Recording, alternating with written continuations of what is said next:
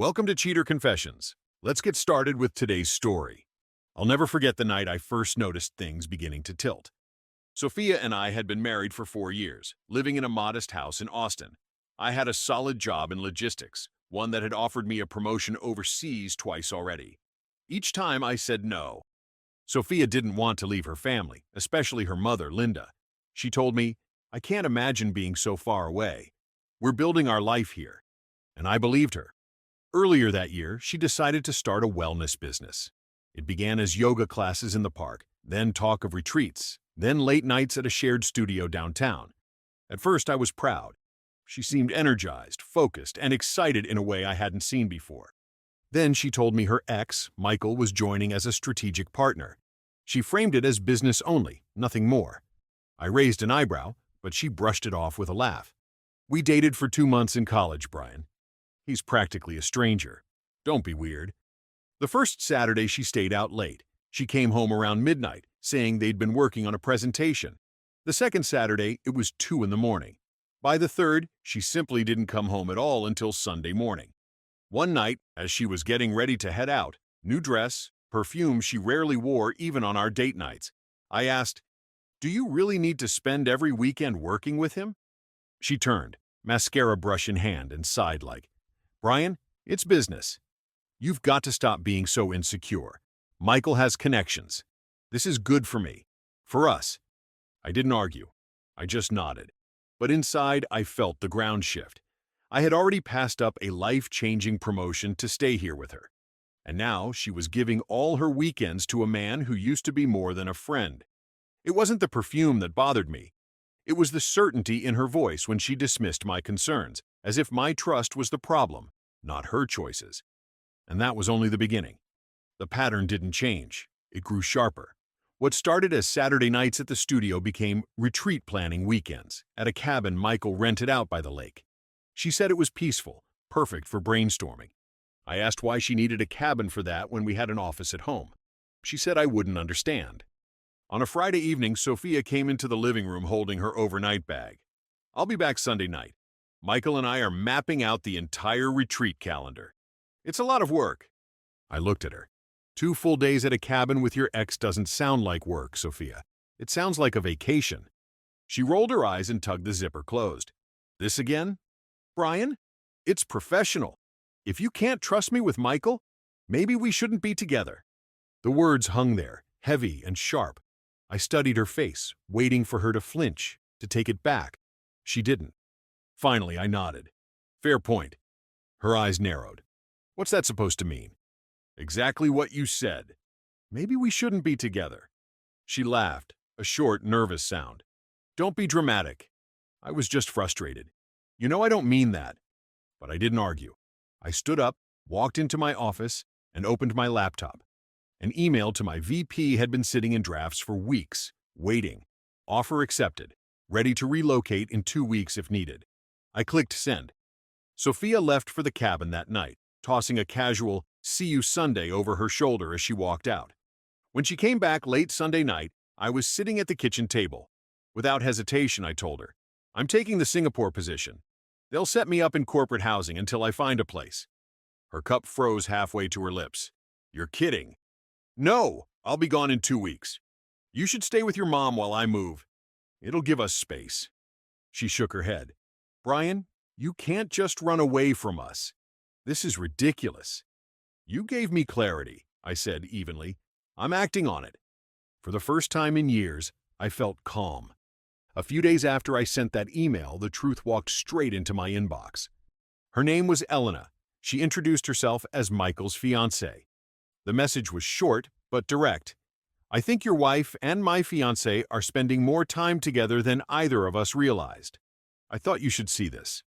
Attached were screenshots, hotel charges from the same weekend Sophia claimed she was planning retreats, along with Michael's texts bragging about all-night sessions that didn't sound like work. One photo hit hardest. Sophia sitting on a couch in that lake cabin, glass of wine in hand, smiling at whoever took the picture. It was posted on Michael's private account, but Elena had pulled it before it disappeared. I checked the timestamps. They lined up perfectly with the night Sophia came home late or not at all. That evening, when she returned from the studio, I handed her my phone. On the screen was Elena's message. Her face went pale, then hard. "This is taken out of context." I kept my voice steady. "The context is you, every weekend with him. That's all I need." She crossed her arms. "Brian, you're blowing this out of proportion. Michael and I are business partners. Do you really think I'd risk everything over him?" I looked at her. "I don't have to think. I can see it." Her tone shifted, sharper now. "So you believe some woman you've never met over your own wife?" "She's his fiancée," I replied, "and she has proof. More than your words." Sophia's eyes flashed, and for a moment I thought she might confess. Instead, she stormed to the bedroom. I didn't follow. Instead, I logged onto the company portal and finalized the relocation. Housing, flights, everything was covered. By midnight, it was set. It was a Sunday morning when I heard the knock. Slow, deliberate, the kind that meant someone wasn't leaving until the door opened. When I swung it open, Sophia stood there with her mother, Linda, at her side. Sophia's eyes were puffy, but her stance was defiant. Linda looked determined, like she was about to negotiate a peace treaty. "Brian," Linda began, her voice calm but firm, "Sophia tells me you're planning to leave the country. This is a big decision. We need to talk about it." I stepped aside and let them in. "Go ahead." Sophia dropped her purse on the counter. "You're throwing away our marriage over nothing. Michael and I were working. That's it." I pulled out my phone and placed it on the table, Elena's screenshots already open.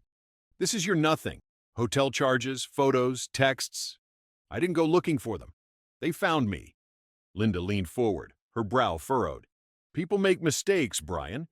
But moving halfway across the world, that's extreme. Can't you work this out?" I shook my head. "It's not about mistakes. It's about choices. She chose to spend every weekend with her ex. She told me herself, if I couldn't accept that, maybe we shouldn't be together. I'm just agreeing with her." Sophia's voice cracked. "I was angry when I said that. I didn't mean it literally." "Then maybe don't use ultimatums you don't mean," I replied. For a moment, silence filled the room. Linda looked between us, searching for something to salvage. "Brian, you've built a life here. You have a home, friends, and family. Do you really want to abandon all of that because of a misunderstanding?" I stood. "I already accepted the position. In less than 2 weeks, I'll be on a plane. I don't want drama. I don't want to fight. But I'm not staying in a marriage where respect is optional." Sophia's lips trembled, but she forced a glare. "You'll regret this. You're throwing us away." "No, you threw it away. I'm just moving forward." The click of the lock behind them was the loudest relief I'd felt in months. 2 weeks later, I boarded a flight out of Austin with one suitcase and a clean slate. The company set me up in a furnished apartment overlooking the bay in Singapore. My first night there, I stood on the balcony and thought, this is what starting over feels like. I didn't post much online, just a simple photo of the skyline with the caption, "First week in the new office." The comments from friends were supportive, but I knew back home, Sophia was telling a different story. A few days later, someone forwarded me a post she had written, a long, dramatic entry about being abandoned and betrayed by someone too focused on money to value love. For a moment, I wondered if people might believe her. Then, not even a day later, it was shut down. Elena posted her own thread, calm, factual, backed with receipts. Screenshots of Michael's late-night messages, the cabin weekends, the overlapping hotel charges. She didn't use Sophia's name, but anyone who knew the players didn't need her to. The wellness circle Sophia had been trying to impress suddenly went quiet. That evening, my phone buzzed with a call from a number I didn't recognize. When I answered, Michael's voice came through, casual, as if nothing had happened. "Brian, hey man. Look, things got a little out of hand. I think we should talk. Clear the air." I kept my tone even. "There's nothing to clear, Michael." He chuckled awkwardly. "Come on, don't be like that. Sophia and I, whatever happened, it's in the past. We should meet, man to man." "No," I said simply. He went quiet for a moment, then muttered, "You'll regret making enemies." I hung up without another word. The irony wasn't lost on me. Sophia once warned I'd regret letting her go. Now her ex was recycling the same line. Both of them were watching the walls close in, and neither realized they'd built those walls themselves. It was a Friday evening when my phone buzzed with a message from the concierge. "Mr. Turner, there is a woman waiting in the lobby. She says she is your wife." I froze for a moment. She had actually come all the way to Singapore. When I walked downstairs, there she was, Sophia, sitting stiffly, clutching her phone like it was a lifeline. She looked smaller somehow, tired. The sight didn't spark anger anymore, just confirmation. "Brian," she said quickly, standing as I approached. "We need to talk. Please. Just one coffee." Against my better judgment, I nodded. "Public place." We walked to a cafe across the street. She kept glancing at me, as if searching for a crack in my calm. When we sat, she leaned forward. "I made mistakes," she began. "I got carried away with the business, with Michael. It wasn't what it looked like. We were under pressure. I thought I could handle everything." I didn't speak, so she kept going. "I ended it with him. I blocked his number. I'm seeing a therapist. I'm working on myself. I came here because I still want us, Brian." I finally looked at her. "You didn't come here for us. You came here because your plans back home collapsed. You wouldn't be sitting here if Michael hadn't been exposed." Her jaw tightened. "That's not true. I came because I realized what I lost." "Lost?" I asked. "You told me, in our kitchen, if I couldn't trust you with your ex every weekend, maybe we shouldn't be together. I trusted you enough to take you at your word." She flinched. Then her voice dropped lower. "I might be late on my cycle." I almost laughed, but didn't. "Impossible. We haven't been together in months, unless it's Michael's." Her face crumbled, and for the first time she looked cornered. I needed you to care." I pushed my chair back. "I did for years. You only noticed when I stopped." I left her at that cafe. She didn't follow. Word traveled faster than I expected. Sophia's wellness venture collapsed. The sponsors pulled their money after questions surfaced about cabin rentals billed as event spaces and duplicate invoices tied to Michael's account. By the time I heard, she had already shut the website down. Elena ended things with Michael. She posted a short, blunt statement online with screenshots. Engagement off. Deception exposed. Moving forward alone. The wellness circle that once celebrated Michael distanced itself overnight. His credibility vanished with a single post. Back in Austin, Sophia scrambled.